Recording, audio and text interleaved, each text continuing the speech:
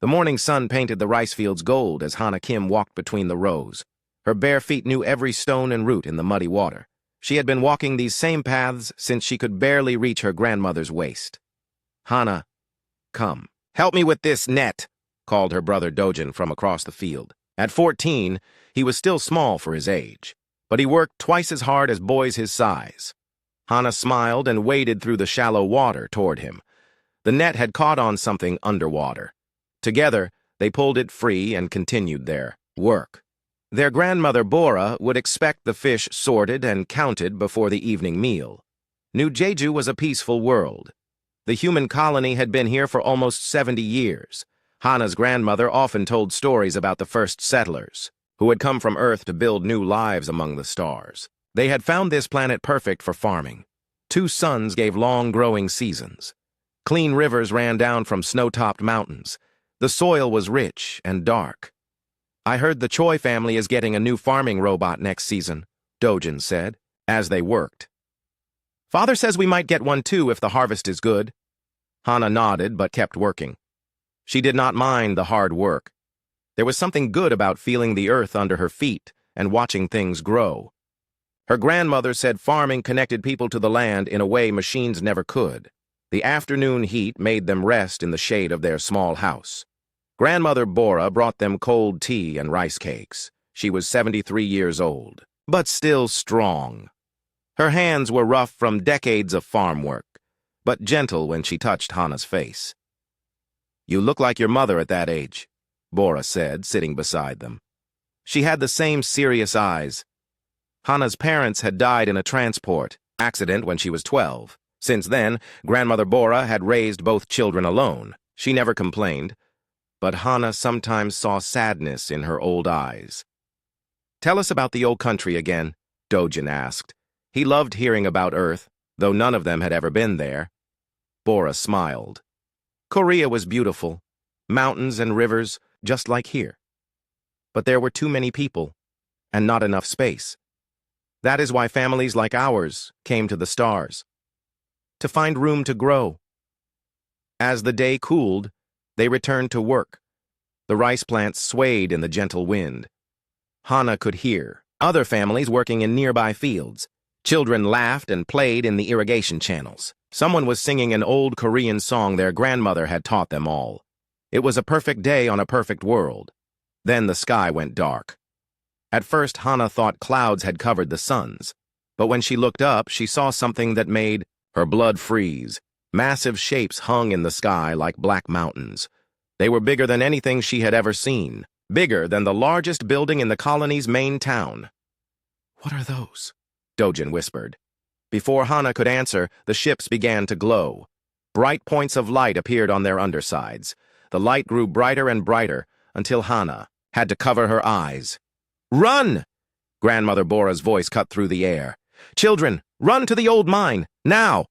The first beam of light struck the Choi farm half a kilometer away.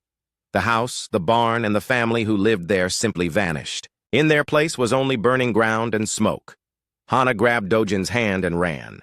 Behind them, more beams fell from the sky like deadly rain. Each one erased another piece of their world. The Kim family's house exploded in flames. The old bridge, where Hana used to catch frogs, melted into twisted metal. Grandmother Bora ran beside them, her old legs moving faster than Hana thought possible. She pointed toward the hills where an abandoned mining tunnel cut into the rock. "Inside! Get inside!" Bora pushed both children toward the dark opening. Hana looked back once. The aliens' ships hung in the sky like angry gods. Beams of death fell steadily from their weapons.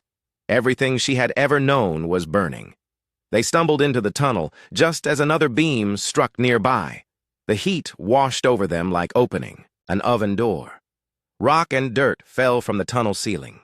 In the darkness, they pressed deeper underground. The tunnel was old and narrow. Water dripped from somewhere above. The only light came from the burning world behind them. Grandmother Bora was breathing hard, too hard. When Hana reached for her, she felt something wet and warm. "Grandmother? I am fine, child. Just tired." But her voice was weak. They found a wider section of tunnel and stopped. Dojin was crying quietly. Hana held him close and tried to be brave, but inside she was screaming. "Why?" Dojin whispered. "Why are they doing this?" Grandmother Bora leaned against the tunnel wall. In the dim light, Hana could see blood on her shirt. A piece of hot metal had cut her side when they ran.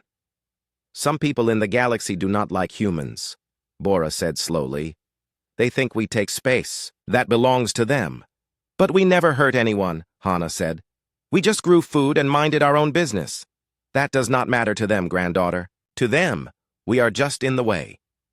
Outside, the attack continued. The tunnel shook with each explosion. Dust fell from the ceiling. The air grew thick and hard to breathe. Hours passed. Grandmother Bora grew weaker. She held both children close and whispered old songs to keep them calm. Songs about home and family and better days. "Listen to me," she said when the bombing finally stopped. "You must remember this day. Remember what they did to us.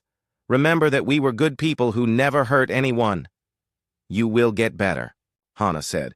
"When help comes, doctors will fix you." But Grandmother Bora shook her head. "I am old, child. This is my time.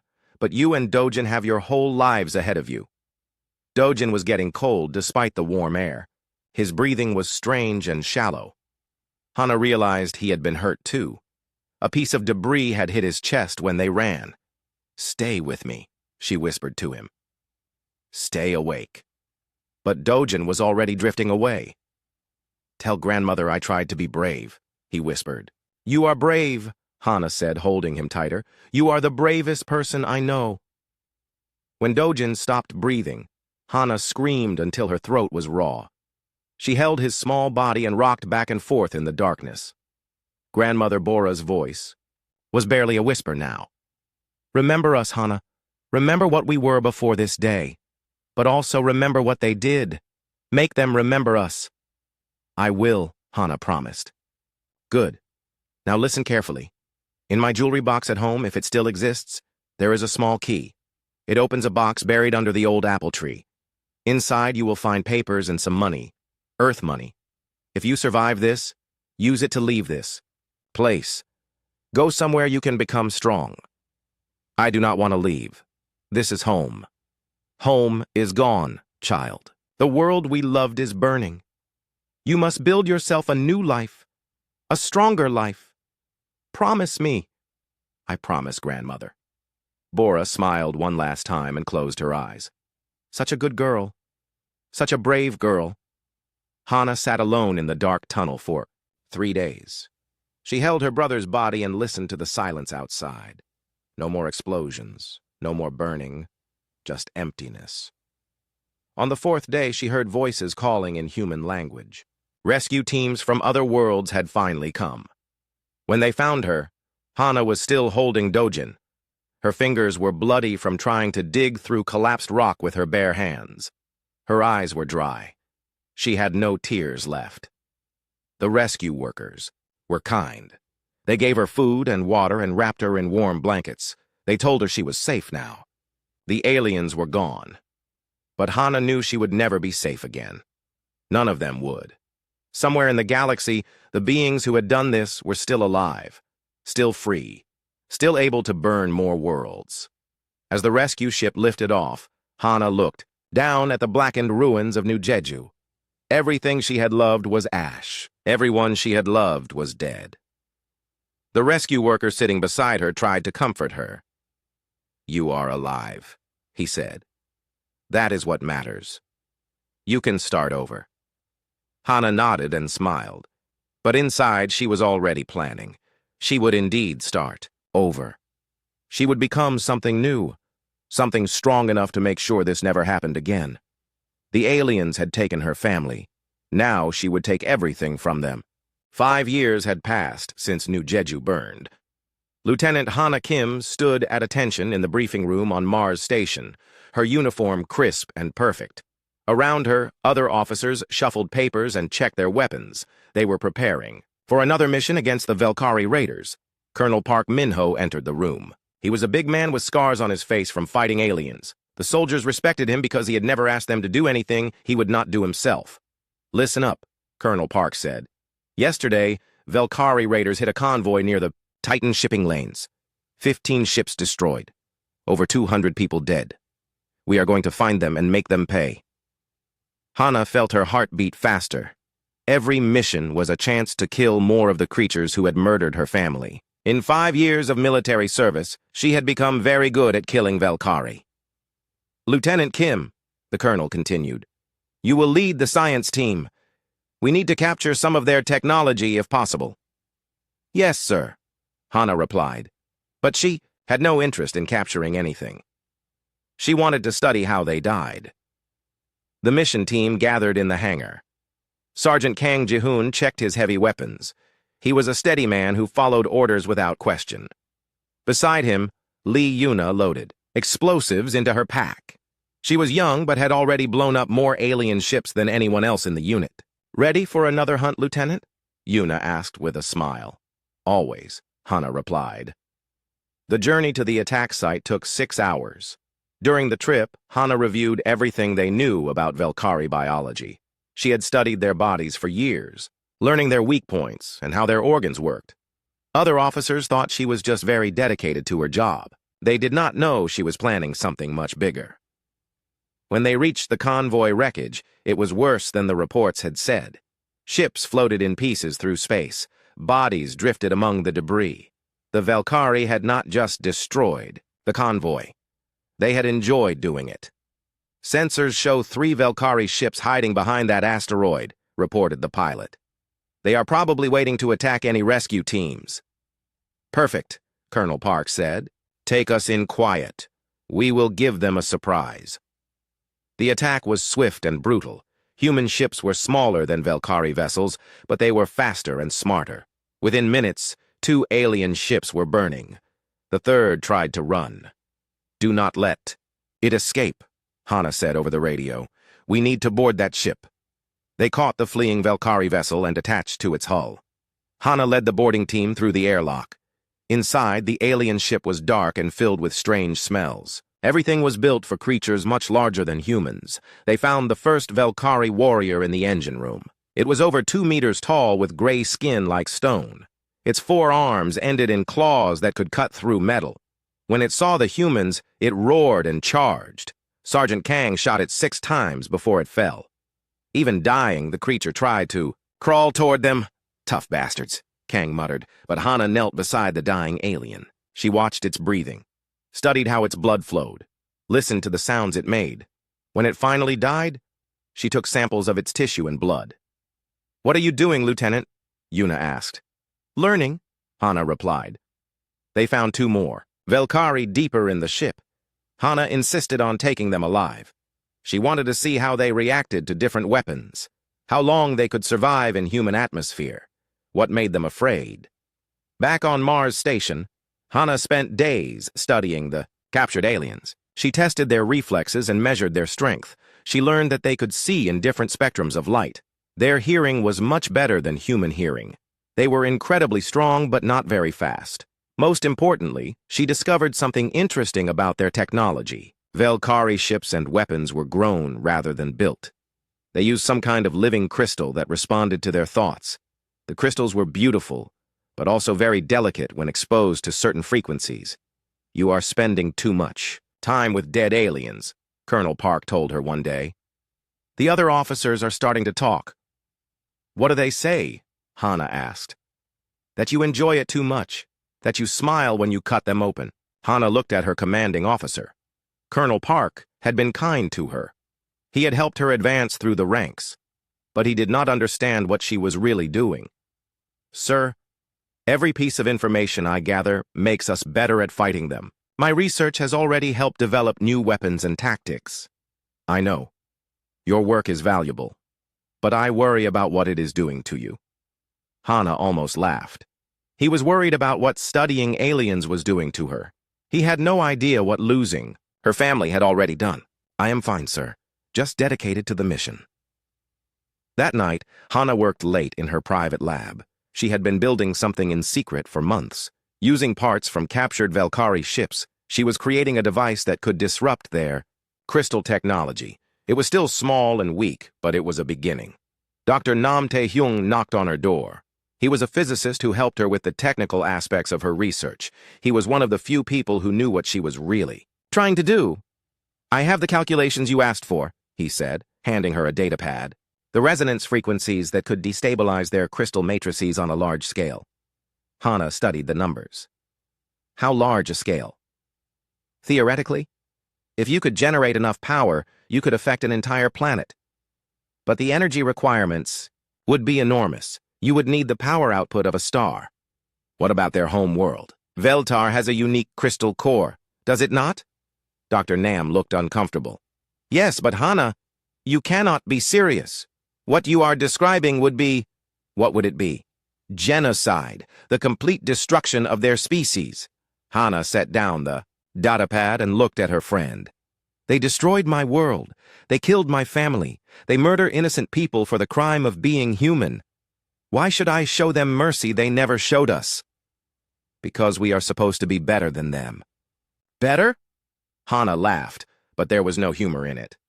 Better got my grandmother and brother killed. Better got 200 people killed last week. I do not want to be better. I want them gone. Dr. Nam stared at her for a long moment. You are talking about becoming a monster. Then I will be a monster, but I will be a monster who protects humanity. Over the following months, Hana expanded her secret network. She found other soldiers and scientists who had lost family to the Velkari. People who understood that sometimes terrible choices had to be made.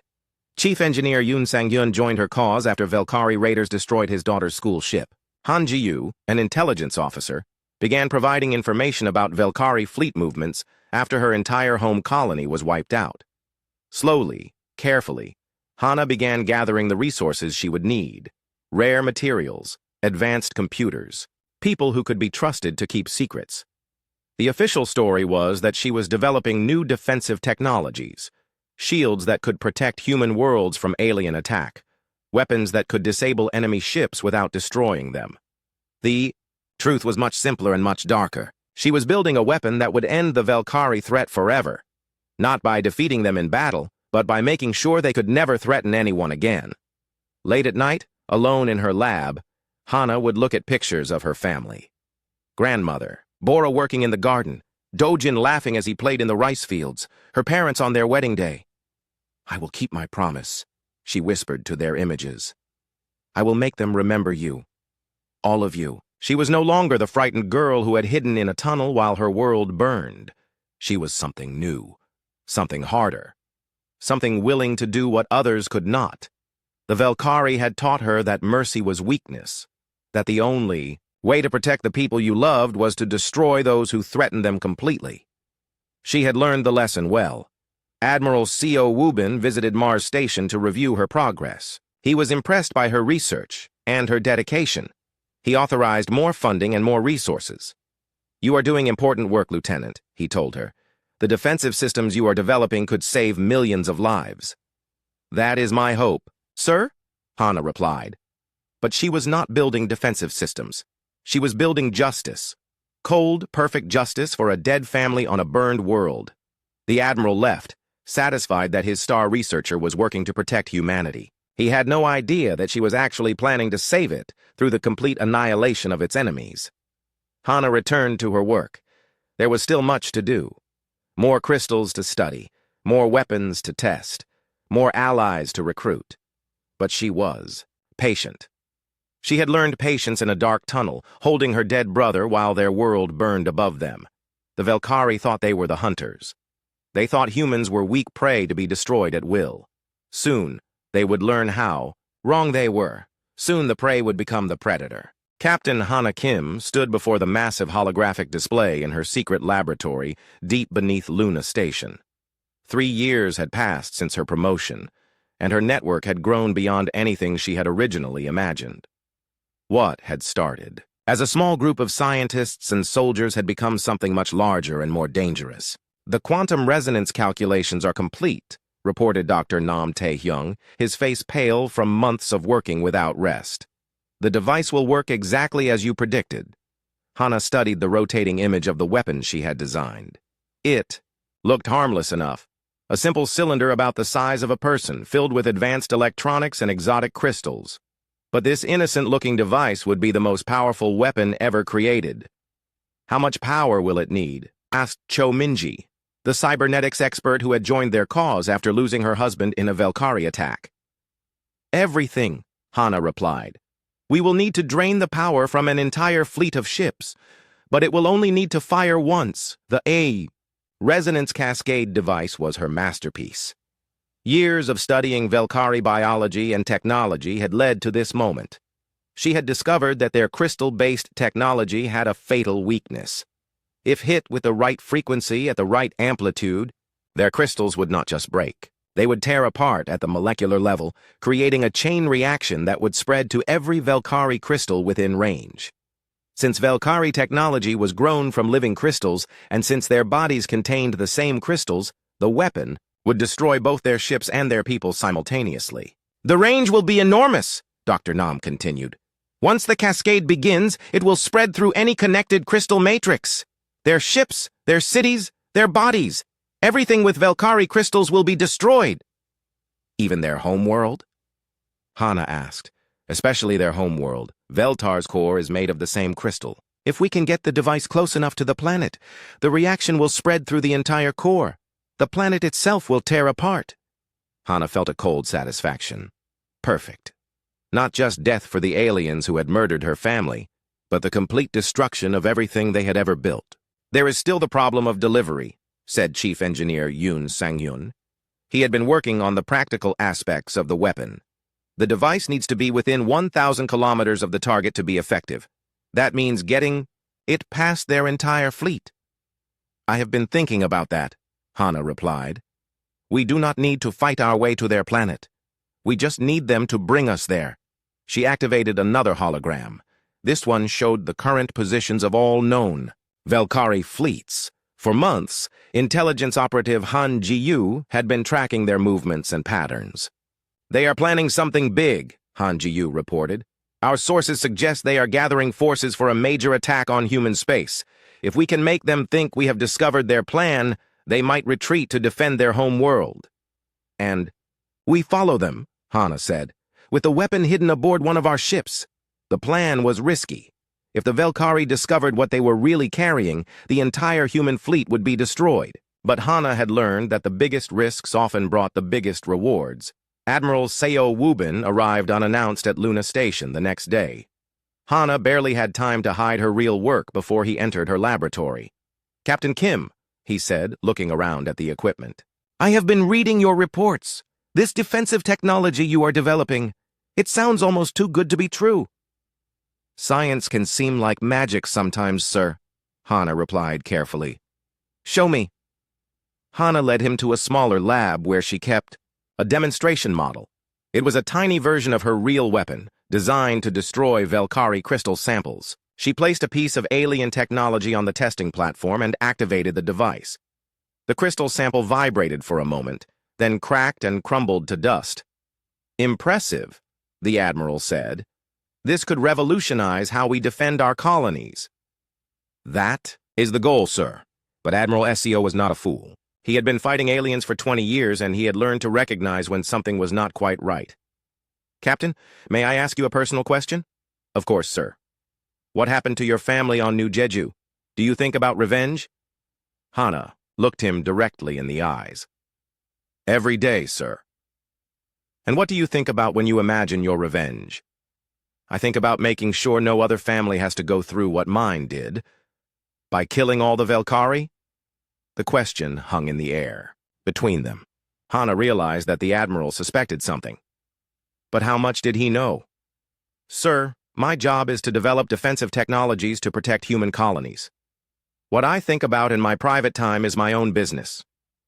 Admiral Seo studied her face for a long moment. You know, Captain, there is a difference between protecting people and destroying their enemies. Is there? Hana asked. If someone is trying to kill your family, is there really a difference between stopping them and making sure they can never try again? Yes. One makes you a protector. The other makes you a killer. Then I suppose the question is which one keeps more people alive in the long run. The Admiral left without another word. But Hana knew he would be watching her more carefully now. She would have to be even more careful about hiding her real work. That night, she called together her inner circle. Major Park Soo-young handled logistics for their operation. Captain Oh Ji-won led their security teams. These were the people she trusted most in the galaxy. Admiral Seo suspects something, she told them. We need to accelerate our timeline. The weapon is not quite ready, Dr. Nam protested. We need at least 6 more months of testing. We do not have 6 months. If the Admiral investigates too deeply, he will discover what we are really building. Then everything we have worked for will be lost. What do you suggest? Asked Major Park. We make our move now.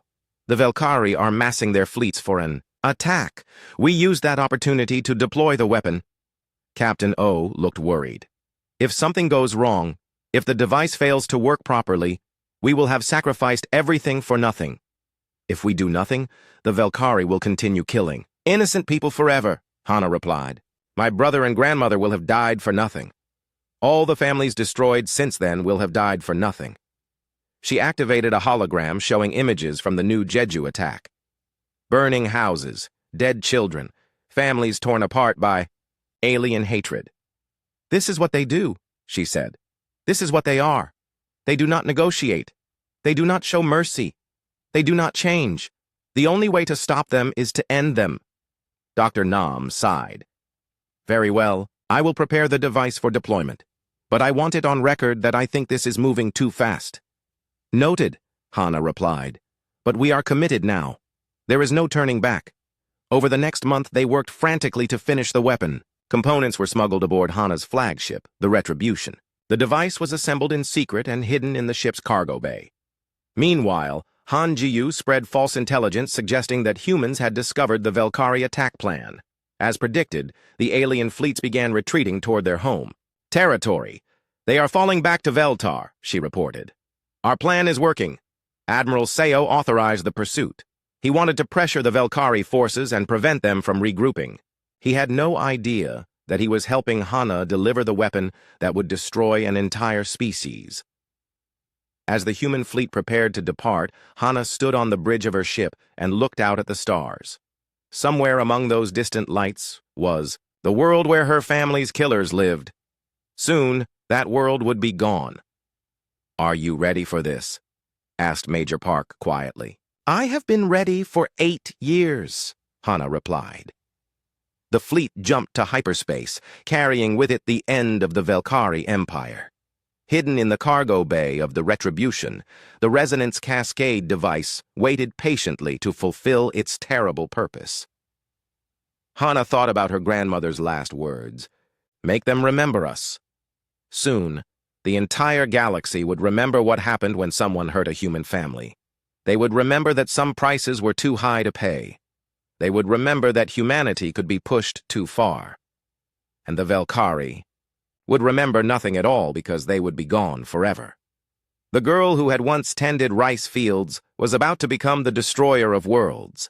She felt no guilt about this transformation. The Valkyrie had created her when they burned, her family alive. Now she would return the favor. Commander Hana Kim moved through the corridors of the massive space station like a ghost. 2 years had passed since her last promotion, and now she commanded a special operations division that officially did not exist. Her teams carried out missions across human space, always with perfect success, always without leaving traces.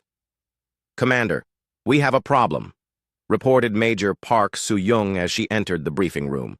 Her logistics officer looked tired.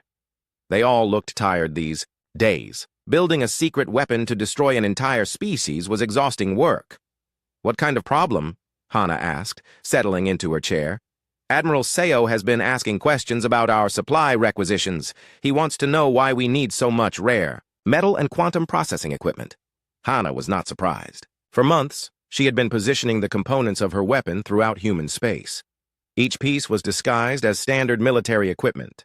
Taken separately, nothing looked suspicious. But someone with Admiral Seo's experience might start to see patterns. What did you tell him? That we are developing advanced shield generators for the new colony worlds. He seemed to accept that, but he is still watching us closely. Captain Oh Ji-won spoke up from across the table. My security teams report increased surveillance on our operations. Someone has been tracking our movements.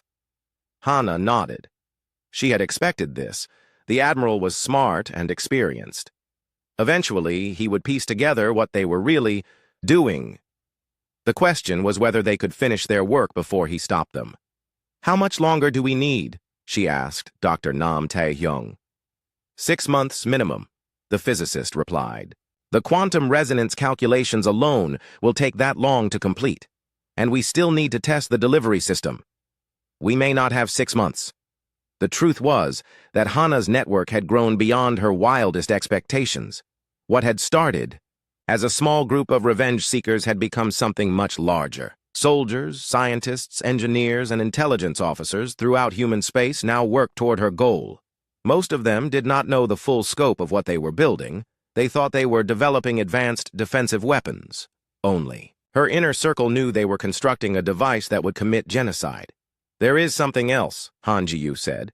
She was Hana's intelligence specialist, and she looked more worried than usual. "Velkari forces have been acting strangely. They seem to be preparing for something big." She activated a holographic display showing Velkari fleet movements over the past months. Instead of their usual random raids, the aliens were gathering their forces into larger groups. "Our sources suggest they are planning a major offensive against human space," Han continued. "Something bigger than anything they have attempted before." "How big?" Hana asked. "Big enough to destroy entire star systems? They seem to think humans are developing weapons that threaten them." Hana almost smiled. The Velkari were not wrong. She was developing exactly that kind of weapon, but they would never get the chance to stop her. "This could work in our favor," she said. "If they are massing their fleets, they will be easier targets." "Commander," Dr. Nam interrupted, "you are talking about destroying entire fleets full of living beings, millions of them." "They are not beings," Hana replied coldly. "They are monsters who burn children alive for fun. The galaxy will be better off without them."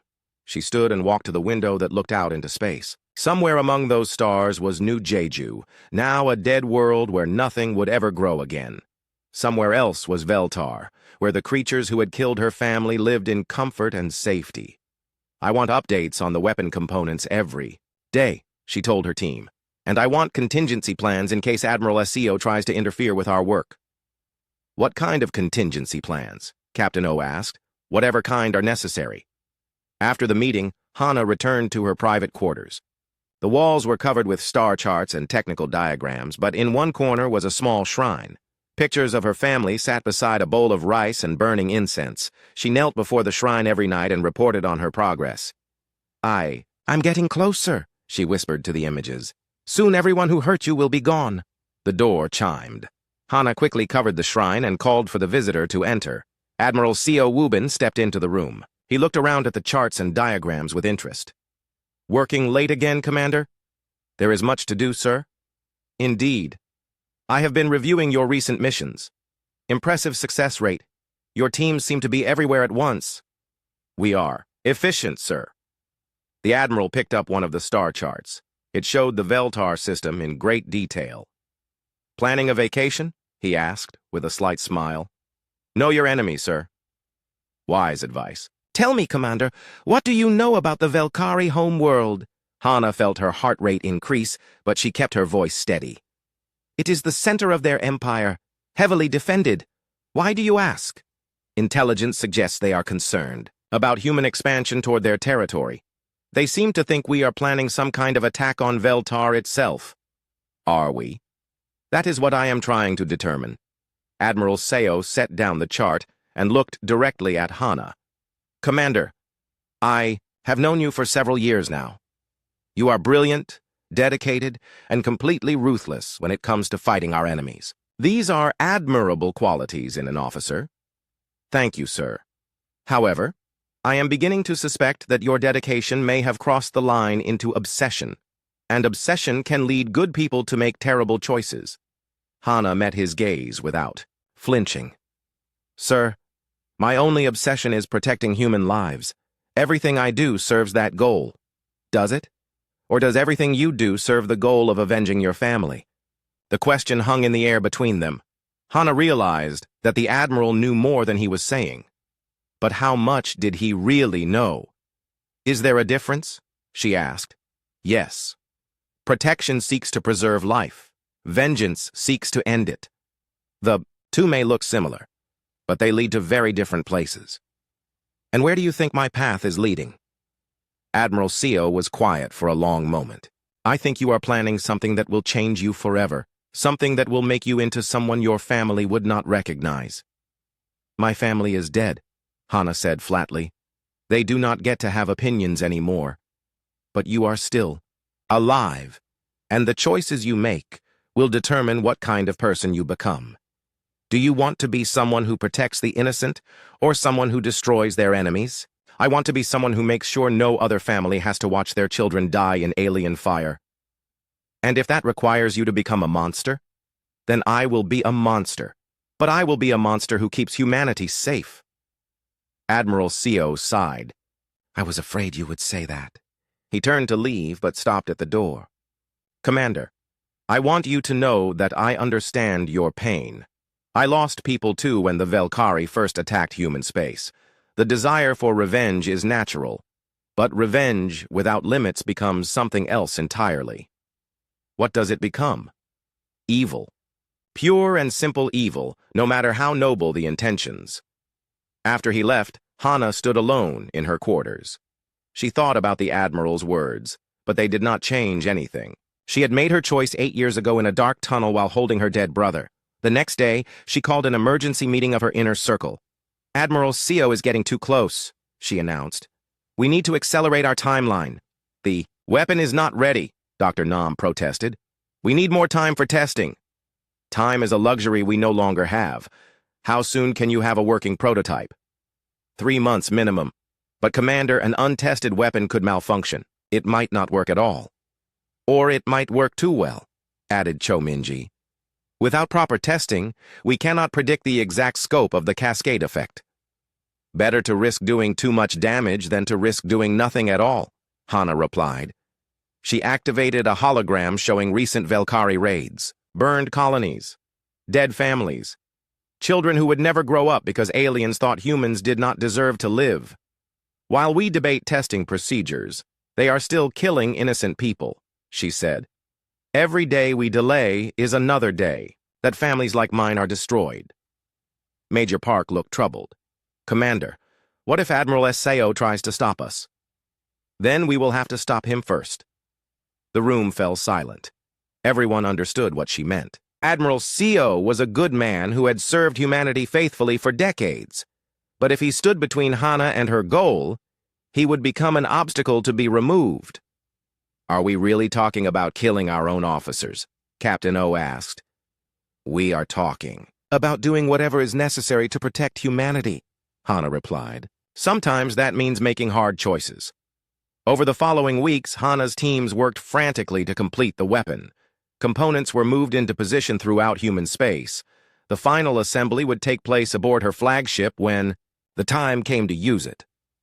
Meanwhile, Velkari forces continued to mass for their planned offensive. Intelligence suggested they would attack within months.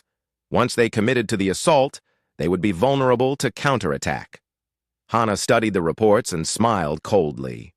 The aliens were going to give her the perfect opportunity to end them forever. They would gather their fleets in one place, making them easier to destroy. And when the human fleet pursued them back to Veltar, she would be ready with her ultimate weapon. Soon, she whispered to her family's pictures. Very soon, I will keep my prom. Admiral Hana Kim stood on the bridge of her flagship Retribution, watching the greatest fleet in human history prepare for battle.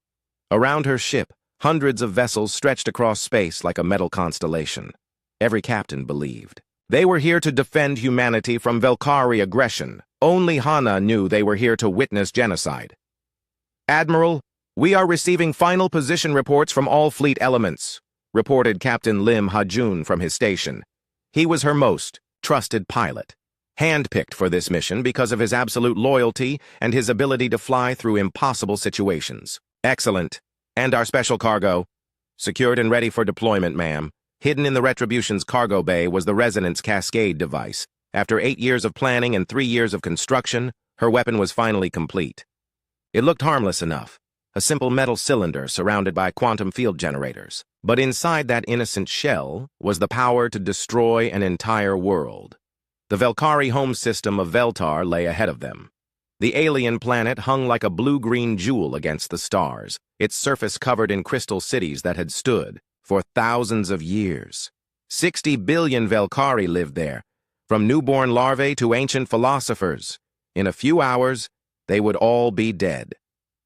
"Admiral," Lieutenant Commander An Sulgi called from the communications station. "We are getting transmissions from the Velkari fleet. They want to negotiate." Hana almost laughed. Now they wanted to talk. After 8 years of burning human colonies and murdering innocent families, suddenly they were interested in diplomacy.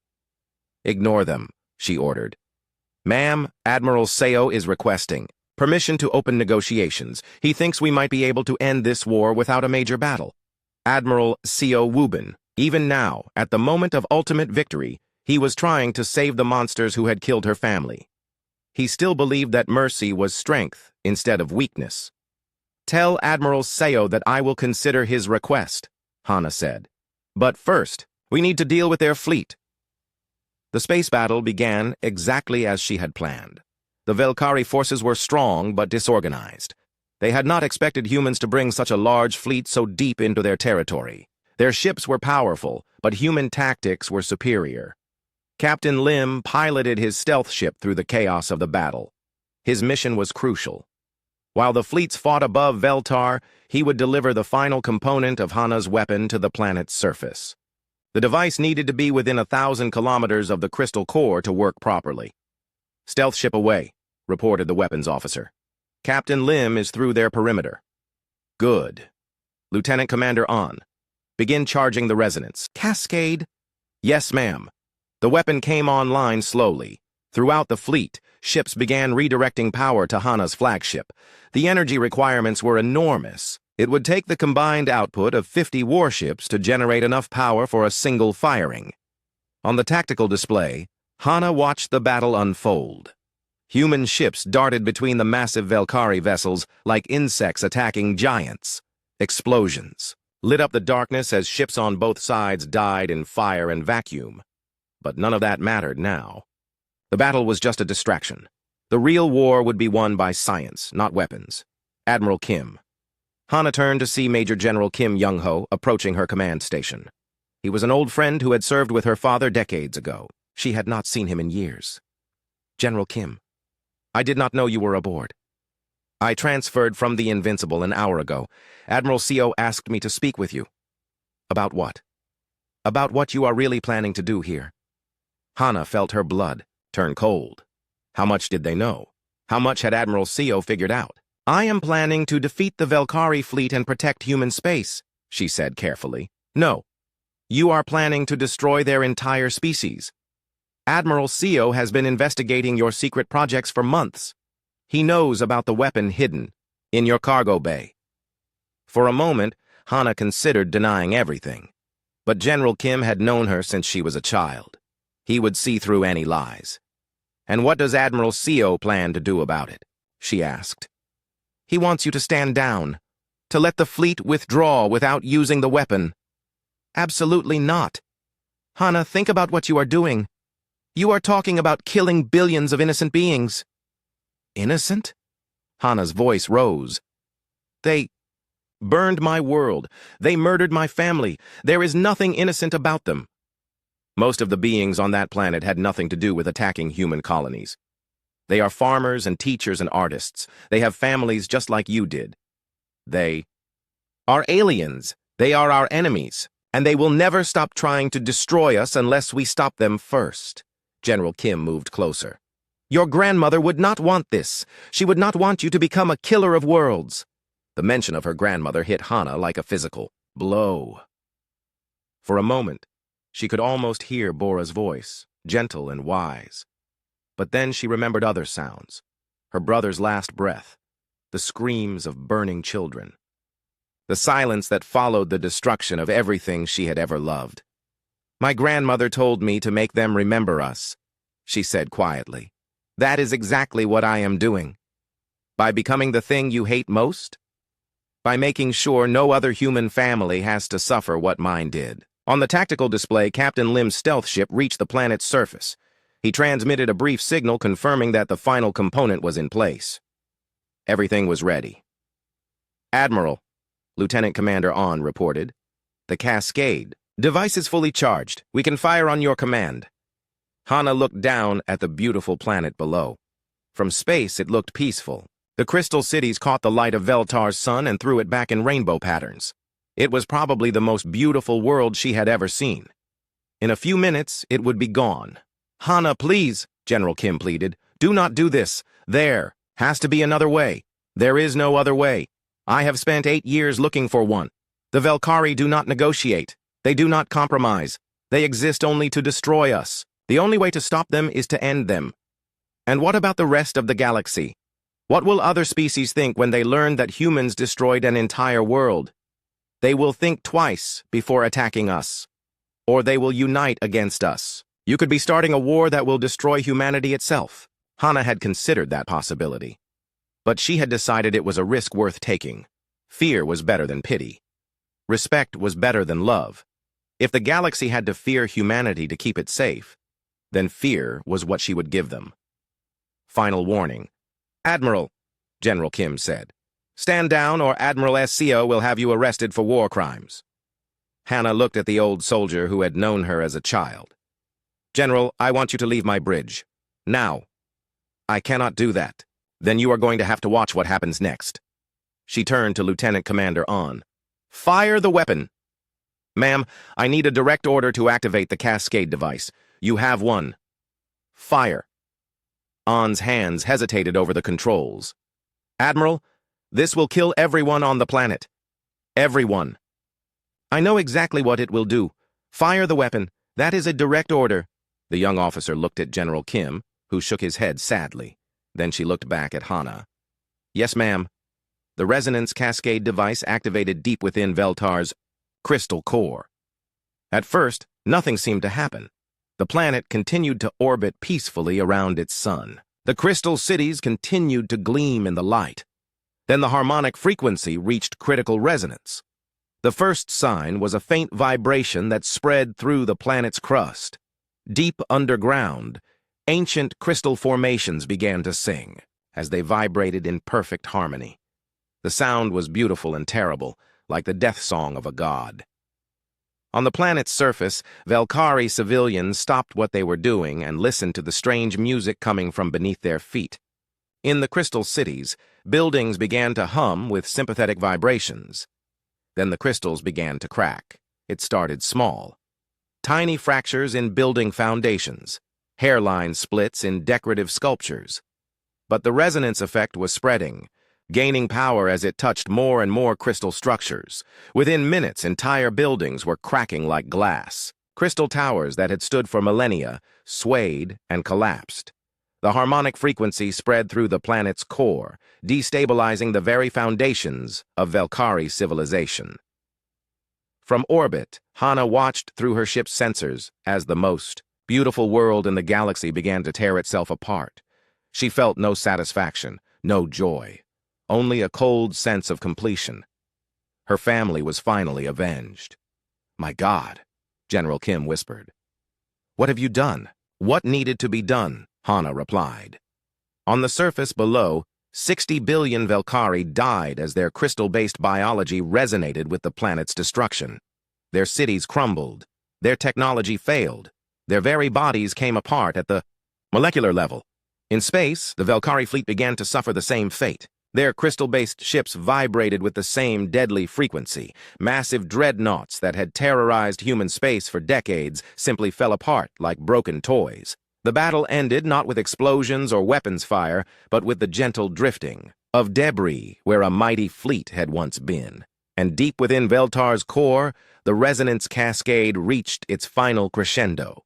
The planet's crystal heart shattered completely, sending shockwaves through the entire world.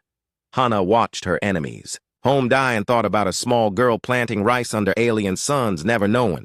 The death of Veltar took 7 hours to complete. Admiral Hana Kim stood motionless on her bridge, watching through the view screen as an entire world came apart. The resonance cascade had spread through the planet's crystal core like fire through dry grass. Every Velkari city cracked and crumbled. Every living crystal in their technology shattered. Every Velkari body dissolved as their crystal-based biology failed. It was the most beautiful and terrible thing she had ever seen. 60 billion life signs confirmed extinct, reported Lieutenant Commander An Seulgi, her voice barely a whisper. The planet's core is destabilizing. Complete structural collapse estimated in 2 hours. Around the dying world, the wreckage of the Velkari home fleet drifted in silence. Their crystal ships had suffered the same fate as their creators. Fragments of what had once been mighty dreadnoughts caught the light of distant stars. "Admiral," called the communications officer, "we are receiving a transmission from the outer system. It is from War Prime Vex Thul, commander of the Velkari border fleets." Hana had been expecting this. Not all Velkari forces had been present for the battle. Scattered fleets throughout their empire would soon learn what had happened to their homeworld. "Put him through!" The main screen flickered, showing the angular face of a Velkari commander. His gray skin was marked with scars from countless battles. His 4 eyes burned with rage and disbelief. "Human Admiral," Vex Thul spoke in accented but clear human language, "what have you done?" "I have ended your species' threat to humanity," Hana replied calmly. "You have murdered a world, 60 billion beings who never harmed you. They were Velkari. That was harm enough." Vex Thul stared at her through the screen. "We attacked your military targets, your ships, your soldiers. You have destroyed our children, our elderly, our artists and teachers, and those who worked only to feed their families." "You attacked my family," Hana said. "You burned my world. You killed my grandmother and my brother. This is justice. This is madness. What kind of being destroys an entire planet for revenge?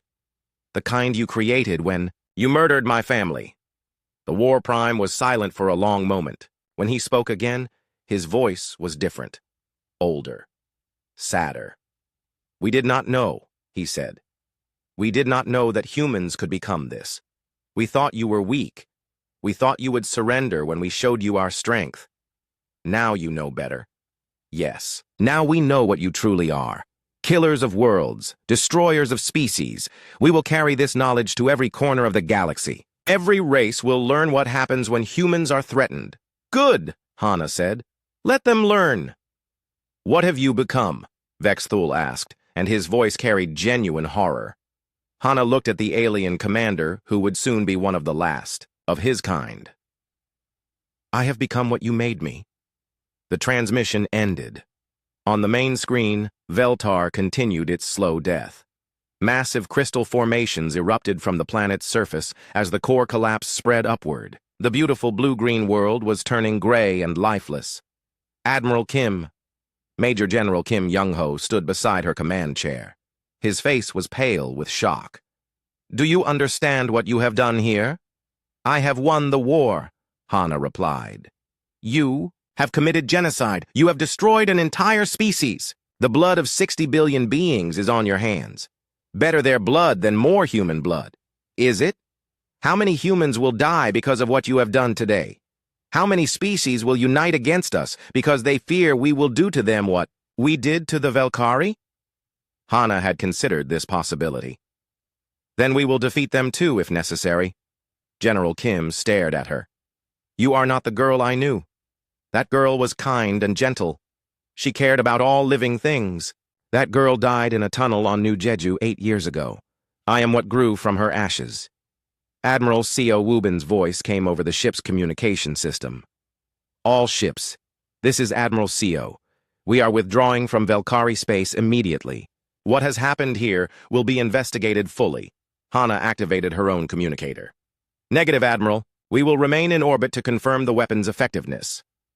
"Admiral Kim, you are relieved of command. Security teams are en route to your bridge." "I think not." Hana nodded to Captain Oh Ji-won, who had been waiting with her security forces. They moved quickly to secure the bridge. Within minutes, Hana's loyal followers controlled the ship's key systems. "Admiral Seo," she announced, "the Retribution is no longer under your command. My mission is complete. We will withdraw when I am satisfied that the threat has been eliminated." It took another 3 hours for Veltar to die completely. The planet's crystal core finally shattered entirely, sending massive shockwaves through the crust. The surface cracked open like an egg, revealing the molten interior. What had once been the most beautiful world in the galaxy became a broken sphere of cooling rock and metal. Hana watched it all. She memorized every moment, every detail.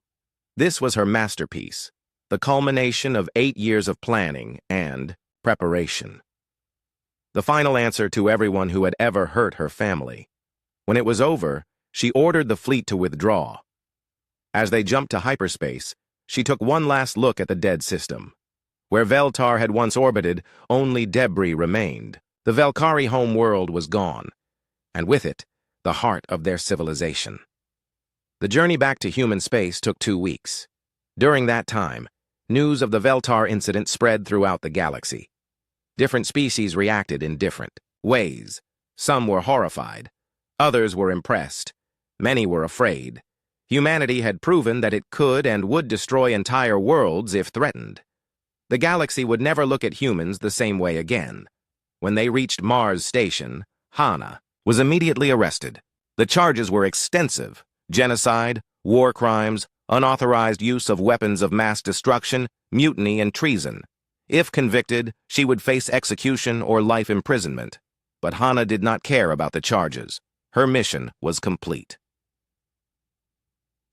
The trial lasted 6 months. Hana defended herself, explaining her actions to a panel of judges and a watching galaxy. She spoke about New Jeju, about her family, about the choice between being a victim and being a victor. "I did what needed to be done," she said in her final statement. "I ensured that no human family would ever suffer what mine did. I made humanity safe in a dangerous galaxy. If that makes me a criminal, then I accept that judgment." The court found her guilty on all charges, but instead of execution, they sentenced her to exile. She would be allowed to live, but never again on a human world. Commander Ryu Jin-soo led the investigation into how the weapon had been built. His report identified dozens of scientists and officers who had unknowingly helped with the project. Most of them were horrified to learn what their work had really accomplished. Dr. Nam Tae-hyung committed suicide when he learned the full scope of the destruction. He left a note saying he could not live with the knowledge that his science had killed so many innocent beings. Others handled their guilt differently. Major Park Soo-young transferred to humanitarian work, spending the rest of her career helping refugees. Captain Oh Ji-won retired from the military and became a teacher, trying to educate young people about the dangers of hatred and revenge. The official report blamed the planet's destruction on an unstable crystal core triggered by weapons. Fire during the battle. Only a few dozen people knew the truth about what Hana had really done. The government decided that the galaxy was not ready to know that humans had deliberately destroyed an entire world.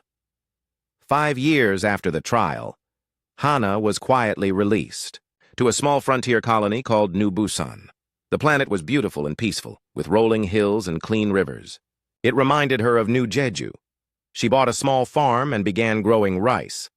Dr. Park Chae-young, the colony's doctor, was one of the few people who knew who Hana really was. She visited the farm regularly, ostensibly to check on the former admiral's health, but really to make sure she was not planning anything dangerous. "Do you ever regret what you did?" Dr. Park asked one day as they walked through Hana's rice fields. Hana considered the question. "I regret that it was necessary. I regret that my family had to die to make me strong enough to do it. But I do not regret the action itself. 60 billion beings are dead because of you. And how many humans are alive because of me? How many families still exist because the Velkari can no longer threaten them? We will never know. The Velkari might have changed. They might have learned to coexist with humanity. Or they might have burned every human world in the galaxy. I chose certainty over hope." Dr. Park was quiet for a while. "The galaxy fears us now. Other species look at humans and see planet killers. Good. Fear keeps people safe. Love gets them killed." "Is that what you learned from your family's death?" Hana stopped walking and looked out over her fields. The rice plants swayed in the wind, just like they had on New Jeju all those years ago. I learned that the universe is not kind to the weak. I learned that mercy is a luxury that victims cannot afford. I learned that sometimes you have to become a monster to protect the people you love. And was it worth it? Becoming that monster? Hana thought about her grandmother's last words. Make them remember us. The galaxy would indeed remember. Every species now knew what humans were capable of when pushed too far. Ask me in 100 years, she said finally, when we know whether humanity survives or falls because of what I did. Years passed. The rice grew tall and